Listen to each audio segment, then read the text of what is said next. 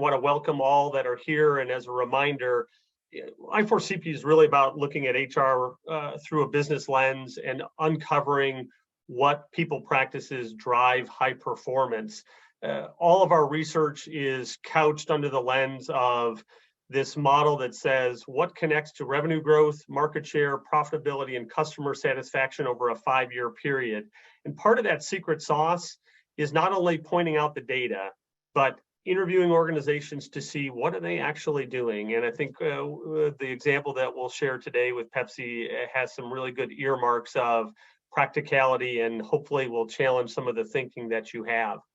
I'd also share that our network continues to grow. One of the beauties of being in this network is that organizations come here really focused on high performance, less about industry. They compare a lot of notes because simply if you look at whether it's Patagonia or Microsoft or Mondelez or Ecolab, they're asking common questions about people practices, and we want to, again, help organizations see the data, but more importantly, solve the issues of the day. Our next practice series continues to, fill a lot of different gaps for our member organizations, and I'd be remiss to not point out some of the upcoming calls that we have. We are talking about employee experience with the head of HR, Kate Giba, from United Airlines. We're excited to have Julie Lodge-Jarrett on our strategic HR session on 10/20, and then our continuation of getting hybrid work right dives into some meaningful topics with Daiichi Sankyo. So very fun in terms of what the agenda is ahead, and hopefully you or your team members are joining those calls. Lori Likens usually joins me in these sessions. Happily, she is on vacation this week, and love that she is completely unplugged. So we'll see Lori next time, and Bethany is 100% ready to rock and roll with our chat and questions to bring the community into the fold. A couple other things that I tee up before we get started. Number one, we are continuing to announce our agenda and speakers for our upcoming conference in Scottsdale, Arizona in March. We'd love to see you there, so please check that out and sign up. It's a great cast of leaders that we have brought to the table. I'd also note that we are continuing to work on our executive search practice. We have a unique lens of what high-performing organizations do to create roles, especially of talent at talent management, DE&I, and other key HR functions. And so if you're curious and want to get a different profile, please contact your membership director or one of us to be able to talk further about that. So before we introduce Lisa, I want to pose a poll that has been an interesting question batted around our network, which is really around our employee listening strategies. And we'd love to know specifically what approaches are a part of your organization's employee listening strategy. So take a quick second and identify the multiple things that you're there, and we'll leave this open about 60 seconds. Lisa, before I formally introduce you, as you think about listening strategy, any of these jump off the page of things you're doing? Yeah, we do, formally, we do a huge org health survey. So we're in the middle of that right now. And that's always incredibly insightful because it not only gives us, it gives you, the multiple choice, but it gives the employees quite a bit of opportunity to write in comments and provide, more detail into what organizations or what teams can do specifically. So I think it starts with that. I think there's multiple roundtables and different things that we do, but the formal one is actually happening right now with every employee. Yep. Love it. And Zeta just closed that, and obviously we see some interesting trends there, and I love to see at the headline of this that we are reviewing and analyzing write-in comments. If you asked this question 6 years ago, it would not be the case that was that high of a number. And one of the things that I think it translates to specifically is we've been paying attention to what attracts talent, as well as what are the factors that are retaining key talent over time. And one of the things that has come out of the listening strategy is really honing in on skills and how we're identifying them pre selection, as well as inside our organization to create greater movement. And we're noticing that high-performing organizations are thinking differently about how we need to approach that skills capture. And I'm excited to talk with Lisa in particular about how Pepsi is approaching kind of that proactive attraction of talent and thinking differently about the skills and capabilities piece of that. So, all right, now we're to the, hey, Lisa, great to see you. Thanks for joining us. That's good. That's a version of my younger self right there. And 50 exactly. years later, I still haven't changed my hairstyle. So it makes me laugh. We love the time machine piece of that. But more formally, we'd love for you to give the group a bit of your background, share a little bit about your career trajectory, and obviously you've got some fun things in the background, and that it's not just work. No, it never can be, right? I mean, we all work for a reason. And it's usually the people and the dogs behind us, that keep us motivated every day. So no, yeah, just a little bit about me. I've been with PepsiCo for 23 years. And my career, that timeline across the bottom, the roles on the top are talent acquisition roles, very specific to that. I started in talent acquisition. My heart is in anything that's about, attracting people to the company, and I love recruiting, anything that goes along with it. And then the bottom part, though, this is what's just kind of helped me within my career at PepsiCo and helped me have a broader lens.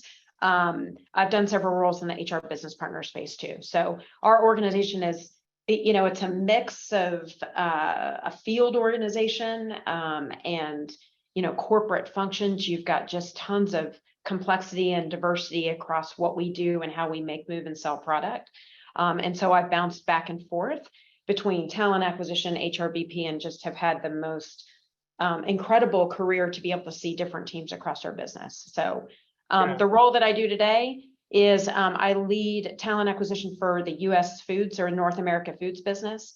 And then I also play a role with our global HR operations space, or a partner as we navigate how to do things more efficiently and just deliver the best talent acquisition service. So I do that for the US.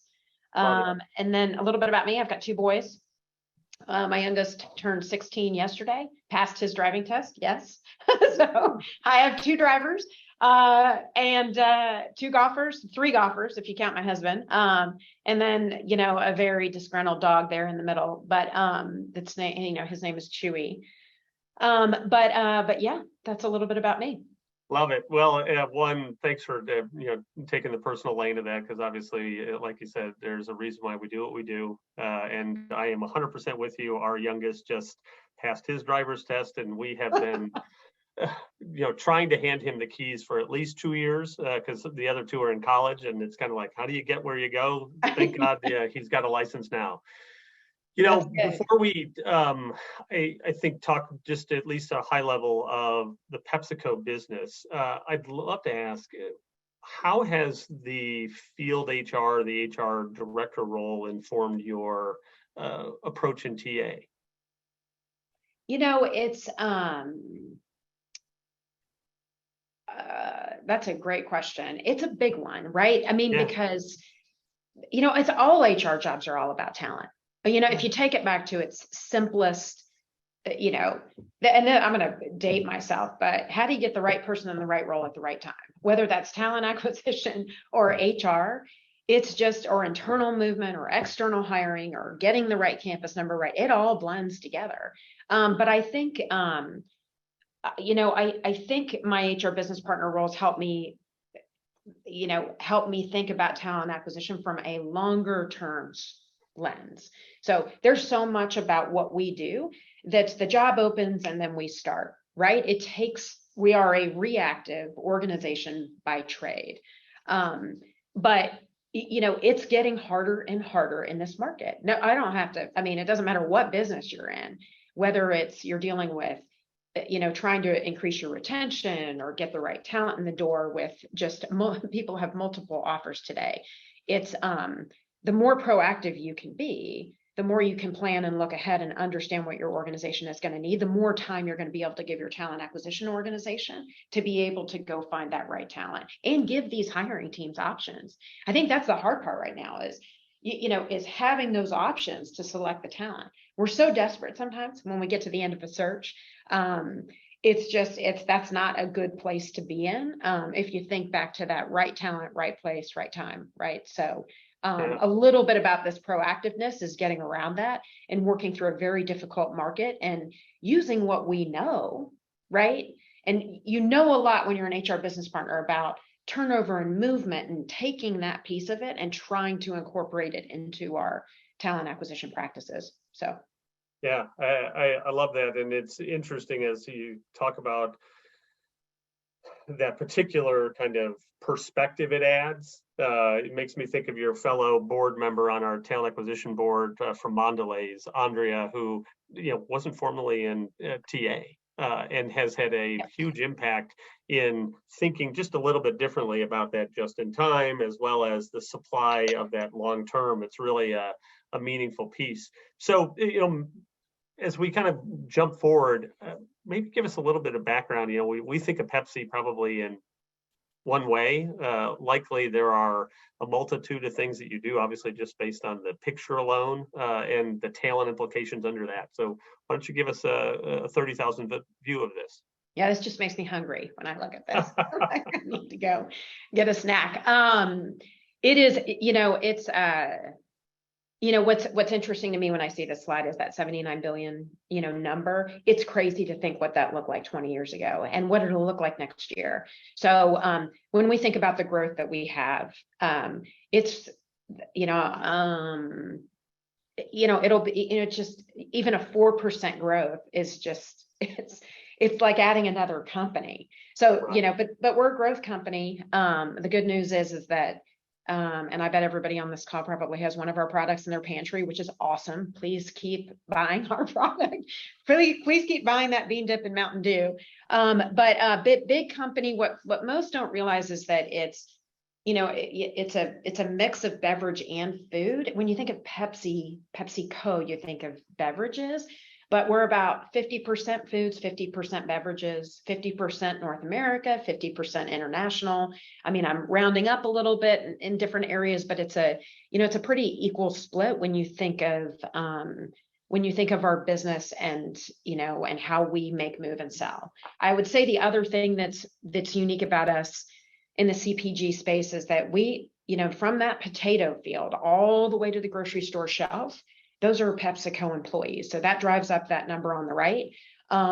Lots of manufacturing, sales, DSD, direct sale delivery business. So it's a massive business when you think of the number of people it takes to get our products into every C-store and Walmart and Kroger, out there. So it's a little bit about us as an organization.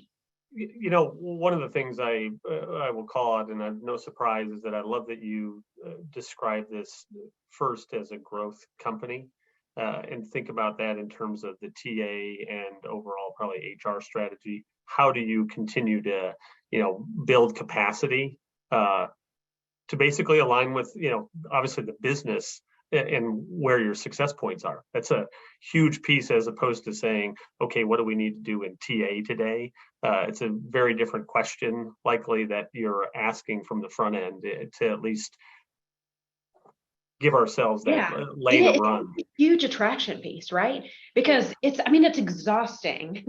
It's exhausting when you're in HR because it just means lots of movement. I mean, we've had critics that have said, you move your people too fast. And I'm like, well, maybe in some cases, because we have to, because we need that. But just that growth from a business perspective allows us to give those moves and accelerate growth within our people. I mean, we've got some leaders that you're like, wow, that's a huge business for that person to be leading with 10 years of experience. But those critical experiences along the way and all those moves have helped them get to that point. So, I mean, that is the secret sauce, that growth that growth just helps fuel everything from an attraction, from a retention, from just, developing our people. So that's what's kept me here for 23 years. I mean, there's just, the people and that growth and that movement have been, well, it's just, yeah. I mean, don't get me started, Mark. I love recruiting. I've been working for us. I thought part of the fun was to get you started. And there's a big theme here of diversity, right? Like even just diversity of your products, but then diversity of the types of people that you need, the diversity of the different types of jobs that they can move into, even diversity of your experience, right? Yes, I would say it's it starts to sound, I've heard recruiters say, it's hard really to talk to a college student or an early career person and say everybody's career path is different. They don't really believe that. They want to see it more defined. And I'm like, oh, we just have so much diversity in our career paths. It's hard to be able to express that. But then you go onto LinkedIn and you look at everybody and you're like, yeah, they're right. Everybody's got a really different and unique career path. And the most common denominator is everybody's moving a lot. So moving from roles or teams. So, but sometimes it's a good thing when you're recruiting. Sometimes it's bad because people really want a definitive answer when they're like, what does a typical career path look like within marketing or sales or supply chain? And that's a little bit harder for us. So I love it. I think it's just a heck of a challenge to manage the EVP at that scale and be able to promote, hey, this is exciting. There's lots of opportunity. But to your point, here's the core structure in terms of how we enable that becomes a double-edged challenge for recruiters and hiring managers to talk about, obviously worldwide. So, obviously we're going to jump into this proactive hiring, piece of what you're doing, but we'd love to hear from the community, where are you at today in terms of, does your company hire for professional or experienced talent? So, on the bench before a role is open, simple, yes or no. We'd love to know just what's the current state of your, practice. And, Lisa, while we're waiting for, kind of the drum roll and a 60-second kind of, play, what's your guess? Where's the majority of them going to stand? Oh gosh. Like maybe around, well, it depends, right? But I don't know, 20%. You think 20% are going to say yes? Yeah. I'm with you. I actually there might be a few PepsiCo people on the call. So yeah. Well, it might help my exactly. numbers They may skew the numbers. That's right. They may skew the numbers. That's right. Well, let's have it pop up and actually. Ooh, look at that. 41. I am fascinated and honest. I'd love to see in chat a bit of where that lives. And if you said yes, please say, hey, here's company, we're doing this. Would be great to see because, again, not saying that Pepsi is skewing the numbers, but it would be very interesting to see how that plays out across more organizations because that's a surprise. But I'd love to. It could be Mark that they're thinking of campus, right? Like campus is the best way to proactively hire. You have to. When you think about interns and full time and just the timeline of a campus hire, it's so long that you typically most organizations don't know exactly where they're hiring into with campus hires. So, but yeah. Yeah. So, while people are documenting a little bit on the chat side, I'd love to hear kind of why is this important to your organization? What are the things that you are kind of stacking up here that say this is an important thing for your people strategy? Oh, you're asking me that, right? Just yes, make ma'am. sure. Okay, I was like, is he asking the chat that or me? So, so for us, it's just, and it seems so simple. And I don't want to, there are definitely, especially for the people on PepsiCo call, there are definitely challenges with this. It's not the easy thing to do. But we've got huge success in the US with our campus program and in pockets globally too. But it's just, our campus program is a huge part of just fueling that talent pipeline, if you will. Starts with the internship program, and then, we convert, everyone that we can, that has strong performance into a full-time role the following year. But, when you think of, okay, what's that next layer? How do we proactively hire in the professional experience space?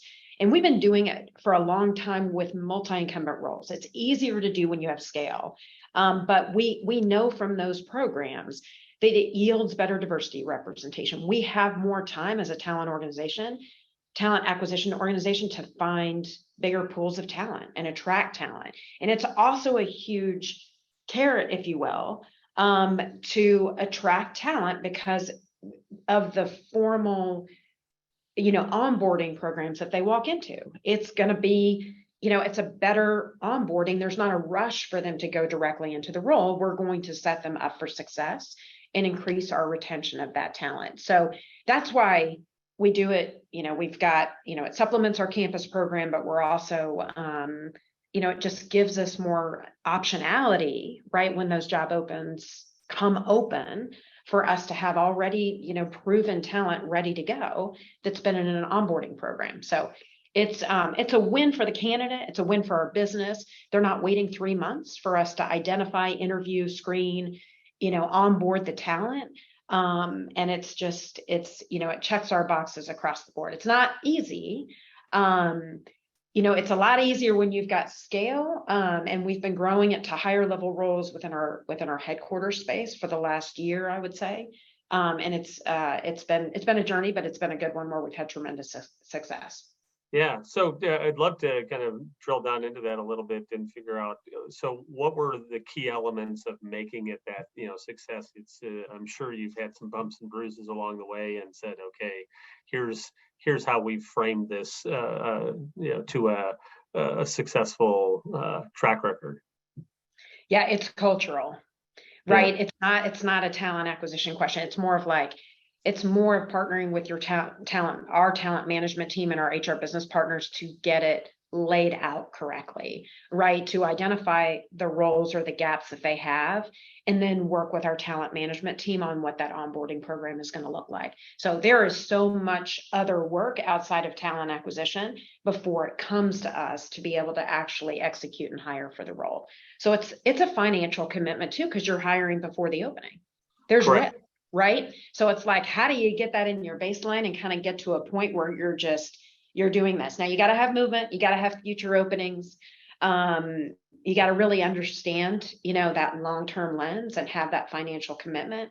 But all of that has to be done before, we actually start recruiting, because otherwise it just creates, I don't want to say uncertainty, but just challenges to kind of navigate with candidates and be able to attract the talent and get them onboarded, right?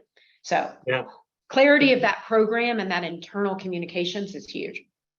And when you talk about the talent management and other function collaboration in almost the skills identification, to what extent is TA and your team involved in that scoping, and how often do you refresh it? It seems like there might be an ongoing process built into that.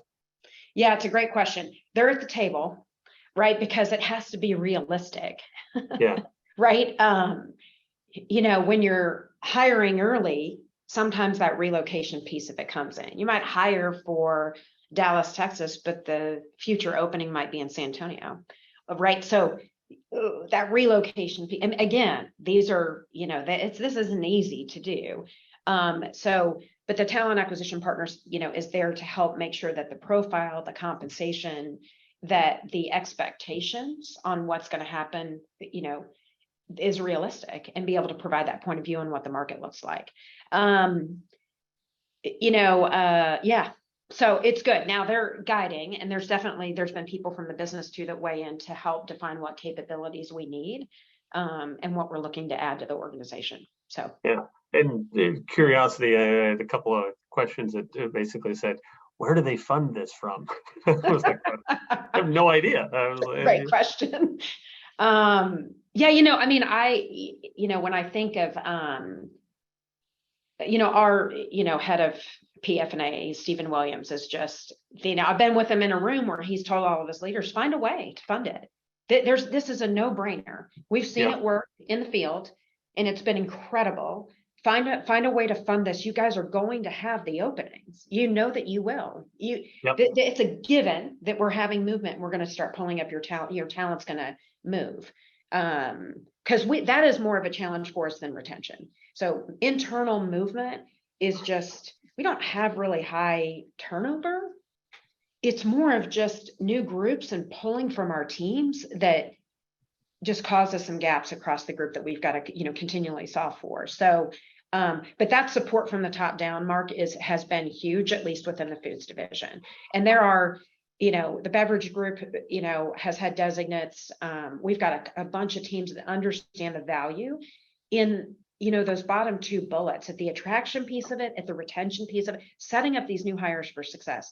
Coming out of COVID, it's like, I know this is being recorded, but we're always trying to have better onboarding, right? Like, I think every company, we move so fast. Like, how do you really create that great experience for new hires? This is a way that almost forces our hand to be able to develop that formal onboarding and create a really good premium experience when we're able to do that and have the time to do it. Why aren't we doing it? So is it the investment? It's maybe 3 months, maybe 6. So, of extra salary investment into that new hire. To us, that's, if we can find a way to fund it, that's just, it's worth every penny. So, and then the time that's not lost on having a gap in a job. You can't quantify that for us in our sales business. It's huge. So it's a win-win. Yeah, I love that. And Bethany raised her hand, so I want to turn it over to her. But I love the point that is, one, budget comes from the business and saying, what you just said at the end was, there is a gap of execution risk that you, especially in predictable movement and high volume roles, potentially, you've got a formula that says, here's where we plug and play. So I love that combination. Bethany? Yeah, just a couple of tactical questions. One is, what is the mix of entry level versus experienced hires? And then how long have you had this program? Okay, so I'll take the first one. And I'm going to take, because I know the data better from a food side. So it's probably about 50-50, campus to experienced. So, okay. And I would say that to even take it another step further, we have, when I think of our experienced, I would say a good half of that is proactive. When we think of like, okay, where are we proactive? Where are we doing designates? We call it designate, but designate is kind of an internal word, but it's that, what is that formal program that we have that enables us, to do, that's less traditional, right? Less reactive. And so I would say roughly probably 40 or 50%. You can't do it with all jobs. You just can't. Sure. But where do you have, we've got a really big sales and supply chain field business where we've got the volume and the multi-incumbent roles where we're able to look at that and plan ahead, and work through that and just, try and invest, right? Yeah. We've been doing, so this is crazy. One of the first jobs I worked on when I started out in 1999 was a designate hire in our sales business. So it wasn't as formalized back then. But we were hiring, we knew, we just, that was we were pulling people up quite a bit. We had so much growth in the 90s. It was just like, we were, it was a lot. So we were doing designate hires in our field sales food business in the US back in the 90s. So I actually couldn't even tell you when it originally started, but over 20 years ago. What's new for us, what's challenging and new is the headquarters space where you don't have as much scale. Our marketing team isn't, where you just don't have as much scale, and the jobs are a little bit more specific from a capability standpoint. So it's a harder area to do it. It's more of a risk. But it's, again, there's some upside there if we can figure out how and when and where we do it. Yeah, so you're capitalizing on the scale, but it goes back to that growth. You're a growth company. Yep. great. Yeah, I think it's a great practical question. So, you've mentioned Designate a couple of times, and I know you've provided us with a little bit of almost a process map of what looks like. Is there anything before we jump to that you think is helpful to kind of point out in the difference between traditional and Designate hiring? Yeah, I think you asked Mark earlier, like what's, we talked about just the culture of it. So that last bullet, that graduation and transition into a permanent role. It's really hard for hiring managers to not want to take that new hire and just immediately throw them on the work, Yeah. right? I mean, everybody runs lean. So that mindset of, hey, can we slow this down and make sure and, teach them and show them different parts of the business, and maybe, give them certain projects that are going to help them learn the business, but keep it in a training onboarding environment for a minimum of 3 months before they move into a role. So we're working through, it's not perfect by any means, but just like a formal graduation. Like, okay, you're coming out of the Designate program. In some cases, we hired a level below and then we promote them. It's actually promotion after 3 to 6 months, in that Designate premium onboarding.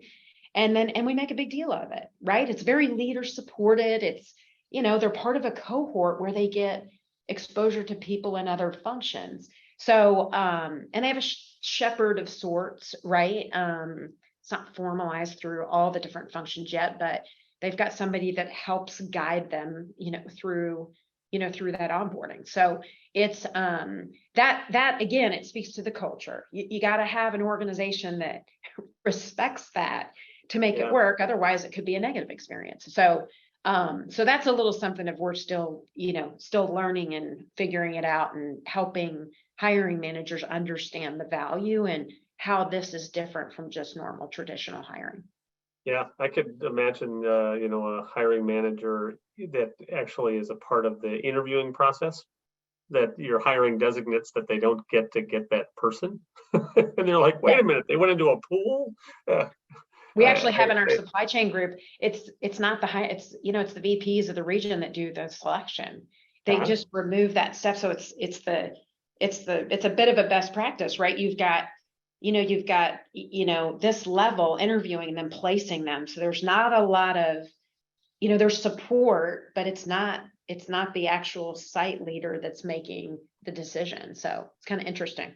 I love that. So yeah, asterisks, that'll be in the summary video later on, because I do think that those are the secret sauce pieces. When I was looking at this kind of overall Designate process, I thought, you've road mapped out some really interesting steps, but there's that double click down of, the hiring, just as you mentioned, VP decision making being a crucial element of, probably culturally it's important, likely attaching it to their budget and knowing why it roadmaps are some pretty meaningful things that are built into here. So I love that. How do you talk about this, and what would be best for us to learn from just the overarching process from alignment all the way to their first permanent role? Yeah, what would I highlight on here? Again, just there's so much work on just where I think it always starts, Mark, with a need. Like what is the need of a team for your pipeline? Where are the gaps? What are we trying to solve for? If there's not, it's just, again, like, I don't want to put a Designate program with a function that might only have 5 openings next year and they're all going to be very specialized. Well, it doesn't make sense then. Let's move on. This is hard work. This is harder than reactive staffing. This requires a lot of leaning in from the business and HR and talent management, right? And it's an investment of time and money and effort and, communication effort, right? So it just, to me, it starts with the need, and then there's the alignment financially. If you're not able to financially do it, then let's put it on the books for next year. I think some of our functions, it took 6 to 8 months just to do the planning around it, to identify the gap, to get the financial commitment, to work through the goals, to work through the profile, to work through that training and onboarding. It took 6 to 8 months before we even started recruiting, right? So that, you can't underestimate that piece of it. But to me, it's just, where is the need? If there's a driving force and an ability to do this and some movement, I'll use marketing, for example, like level, our like senior manager level, we know we've got some gaps there. We know we've just depleted a lot of the talent and moved people very quickly. How do we just continue to ensure that we've got some pipeline there of talent coming into the organization? So there's got to be that driving need to be able to set up the rest of this, but that's one call out that I would throw out there.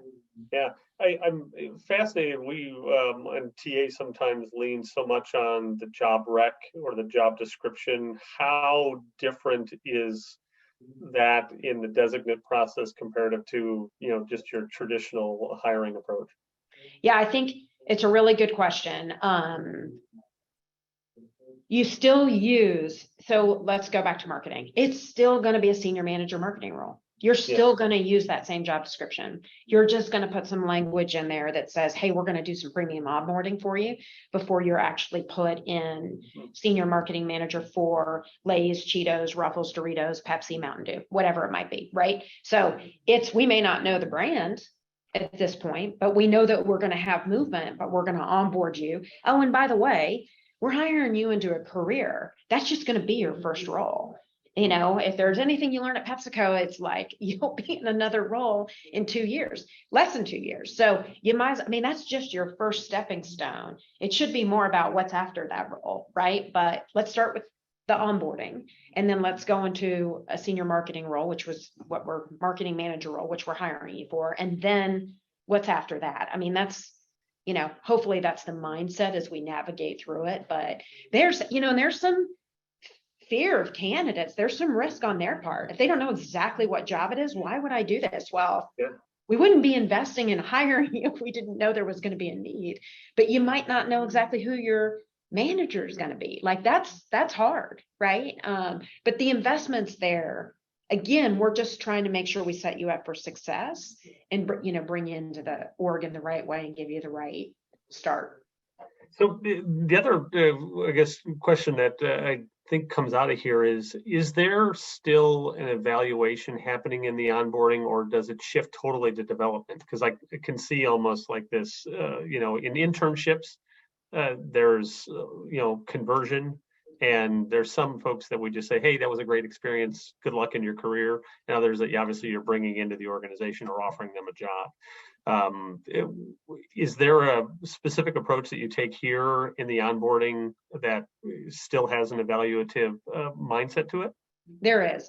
I would say, and I'll talk to sales, for instance.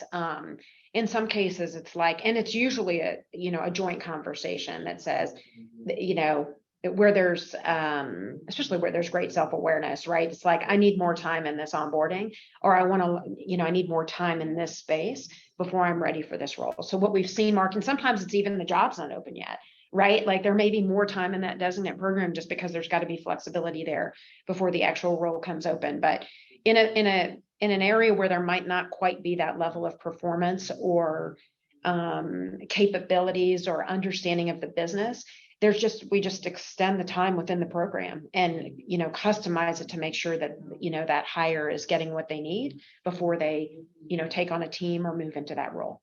So yeah, and it's not again, you're not gonna, just like with any hire, not every hire is gonna hit the mark, but our leaders will tell you, especially in sales where we've been doing this a long time,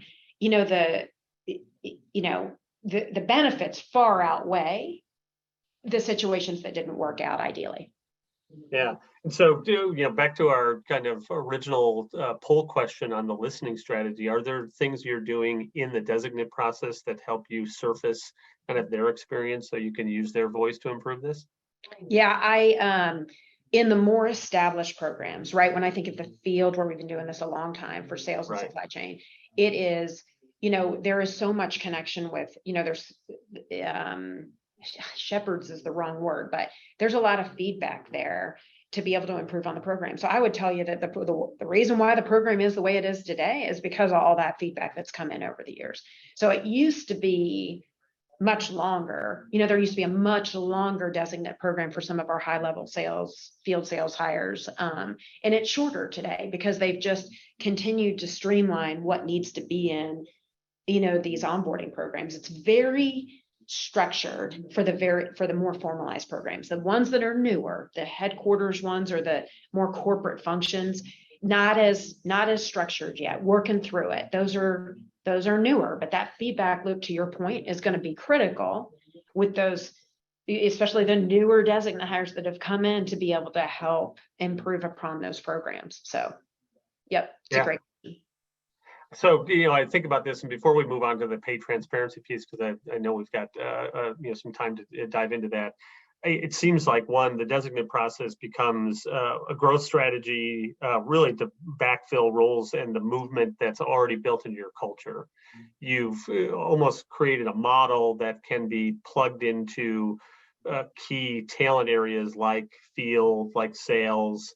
The sales and service is obviously a main lane, but there's also other applications to it based on what you're seeing as kind of the workforce trends for your growth. Correct. Yeah. So just to add it up in my head and thinking, okay, there's some really purposeful ways that this gets plugged in and moved forward. So I appreciate the in-depth kind of detail to that. So let's shift gears for a second and talk a little bit about kind of the pay equity landscape. I know on the talent acquisition board, Jimmy Zhang from Takeda brought up, hey, what's everybody doing as it seems like more postings on Indeed and other places are moving towards talking about pay as a part of the description, and states are moving in that direction of requiring it. I'd love to hear, kind of what's your perspective on just the big picture landscape, and then let's talk a little bit about what Pepsi's doing. Yep. So disclaimer, I am not a lawyer.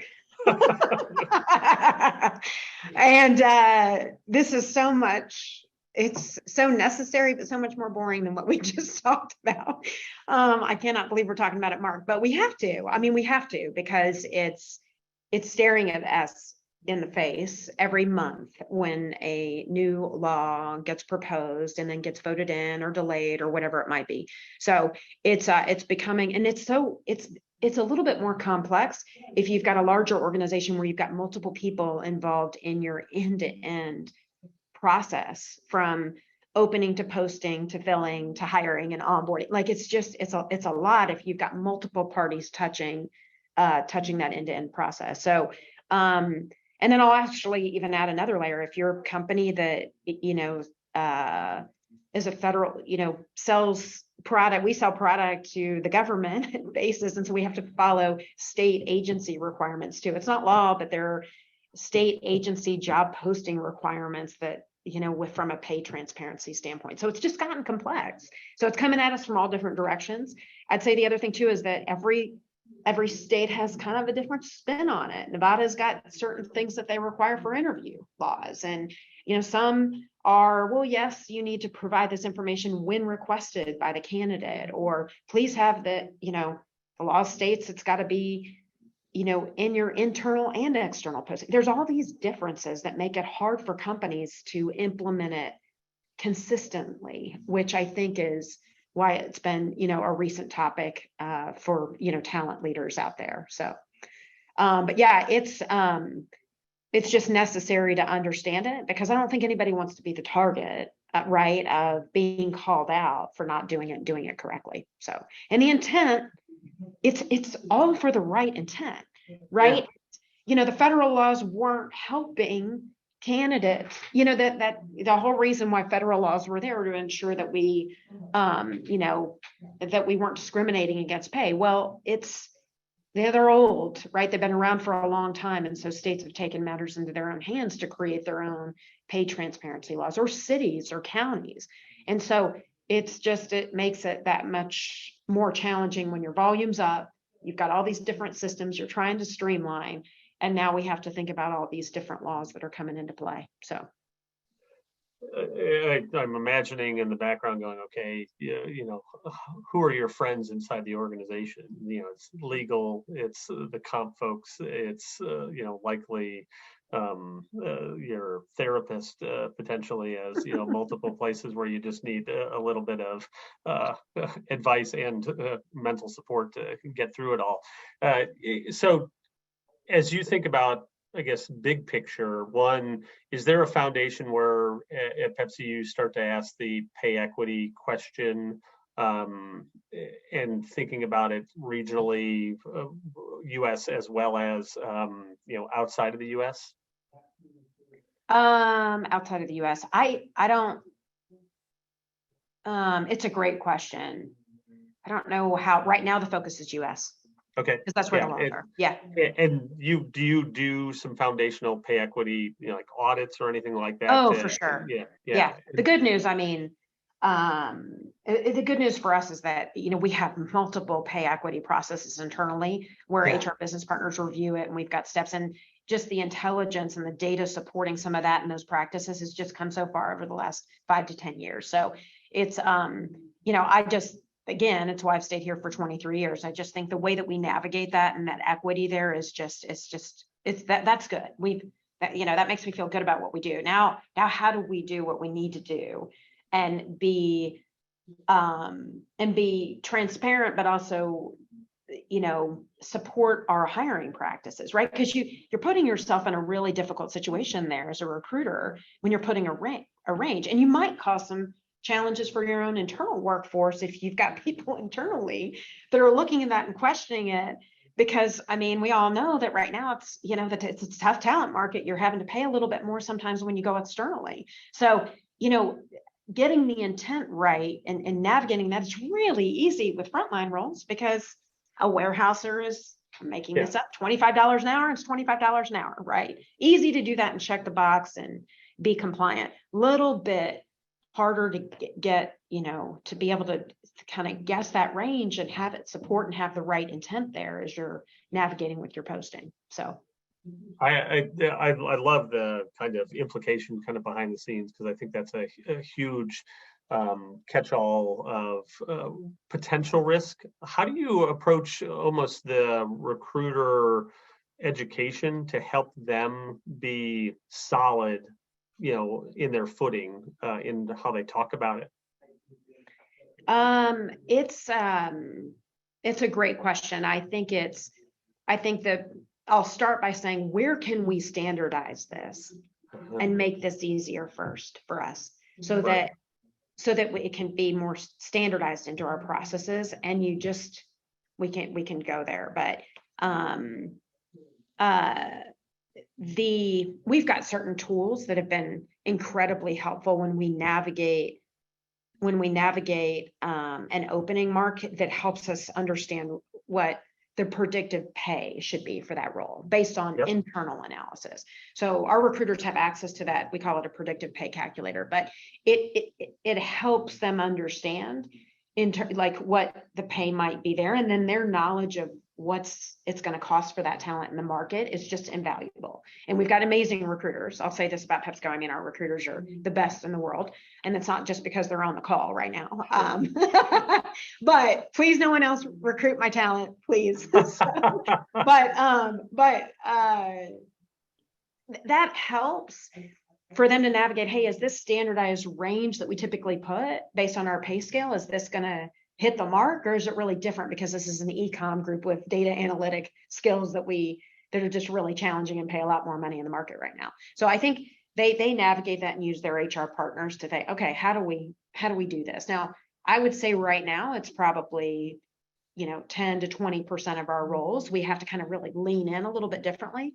The rest we've standardized so we can take the work out of it and just go find the talent. Yeah, which I love the idea that just let's make simple decisions and make sure that we're enabling recruiters to do what they do best, as opposed to worrying about the dollars and cents and how we're being transparent or not. I want to flip this a little bit. How much are you paying attention to the competitive landscape of how other organizations are talking about this? I'm looking to see, because I don't know if anybody's quite cracked the nut on how to do this yet. I think, and there's been some small tech companies that have just gone all in. Let's just put pay transparency on every single job. Right now, we're doing what we need to do, and doing, I don't know, a little bit less than 20 states, right? Based on state law and state agency regulations, right? So, But I think it's the right question, because I don't know if anybody's like really just gone all in yet with bigger size companies. But that's our question, is when do you get to a tipping point and just kind of rip the Band-Aid off and do all of it?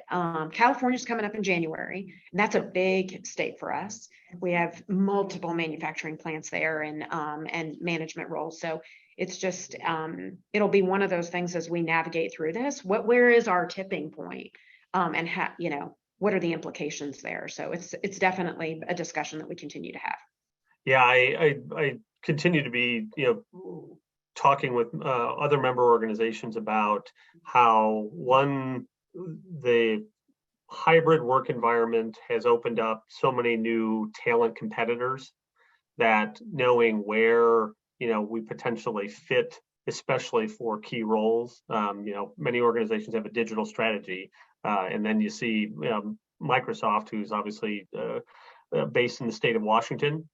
And Washington was one of the first places to say you've got to post it. They put it in a bunch of places, and so you're kind of like, okay, to your point, there's going to be some fast followers, and then there's going to be a point where the market, the candidate, is going to expect it as a part of it. And to your, I guess, setting up the recruiters to succeed, we've got to know enough to be ready with that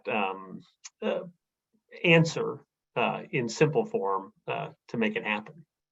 I agree. I've got a question from Louis Mata, which I'm probably saying your name wrong, but would you be willing to come off mute and ask? Yes, can you hear me okay? Yep. Yes, Louis Mota, hi.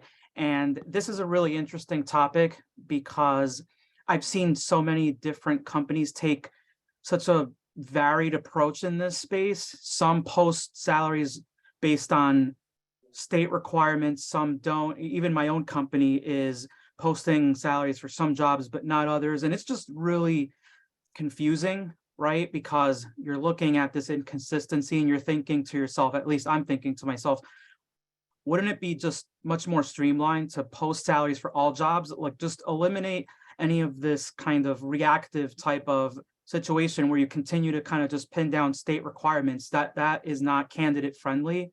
I think the more proactive and transparent thing to do is just post the salaries for all the jobs. You already have the data to be able to do that, right? You're benchmarking jobs. I think that can only help from a talent attraction standpoint and build trust before the candidate even steps into the interview stage. Yeah, it's a great perspective. I think we're having those same discussions. I think the one thing that's a little bit challenging is each state that comes forward has a different spin. And so it's like, how do you, when you do go all in, you've still got these different states you're going to be just constantly, evaluating your process. So it's one of those things to just navigate a little bit, because each state is slightly different on what they're requiring. But it's the right call. I think the hard thing too, though, is if you can't pinpoint what you're going to have to pay, because the salaries are, the labor market right now is all over the place from a pay standpoint. So you might do, in some of our cases, it's really hard to predict what we're going to have to pay for talent and externally, right? Like, if we don't have the skills internally, how do we get that range right to ensure that we're being, that the intent of the law, that we're getting it right? The labor market's just kind of added a different complexity there that's made that really difficult to get the range right. And so it's one thing to do that right now for, I don't know, roughly 40%, give or take, of our job postings. It's another thing with that other 60%. Like, how do you just make sure that we're getting that intent right to work with our processes? But it's the right call. I think, I don't know if anybody's quite figured it out yet. It's a great question, because it is confusing to the candidate right now. Oh, well, why did these guys do it and these guys didn't? I'd rather go with the company that, was transparent. So we've got the blurbs. Our blurbs are consistent with comp and ben. We keep talking pay transparency, but it's benefits as well. So we definitely have spent some time navigating that piece of it, because as a new state comes into play, we are absolutely just adding it to the list. So. Yeah, one thing that I take away, and I think candidate experience, potentially has almost a black and white. There should be an answer. Make it clear. The behind the scenes moment of saying, do we have clarity of jobs, levels, definitions, et cetera, and then the pay equivalent to that, it has obviously a lot to unpack to make that work. And the other piece that I sit there and say is, what's our strategy for, where do we pay on the range? And what do we communicate of that range are all considerations that I think are going through most organizations. But I guess I'll end on this, and I think this is where I really appreciate the combination of these two subjects is the designate and the early career strategy potentially helps mitigate the overspending for an organization. Is that something you would agree with, Lisa? Yes. Yeah, I truly think that's an interesting piece of this whole big picture, as you're starting to say, where is there risk of the overpay, and how are we building the diverse and movable talent throughout our organization? It really says, let's think more thoroughly about the capabilities and the speed at which we move and build mastery inside our organization. That's a pretty cool piece. Well, and just how do you prioritize the candidate right now in everything, whether it's transparency, onboarding, anything? If we aren't forcing our organizations to think differently, we're missing the best talent. We all are. So I think that question that came up is just the best one. Like, how do you, I constantly think of it from a process and a legal standpoint, but it's, we have to force ourselves to think about the candidates right now, because if we're not doing the right things, then we're going to be behind, and not be able to grow. You can't have a growth organization if you don't have talent. So it's, and it's, we've got to figure it out. That's one of the reasons why I love I4CP is, just that connection with other companies and my peers to be able to say, how do we do this? How do we figure this out and remove these obstacles so we can get out there and be proactive in doing the right things for the talent in the marketplace? So.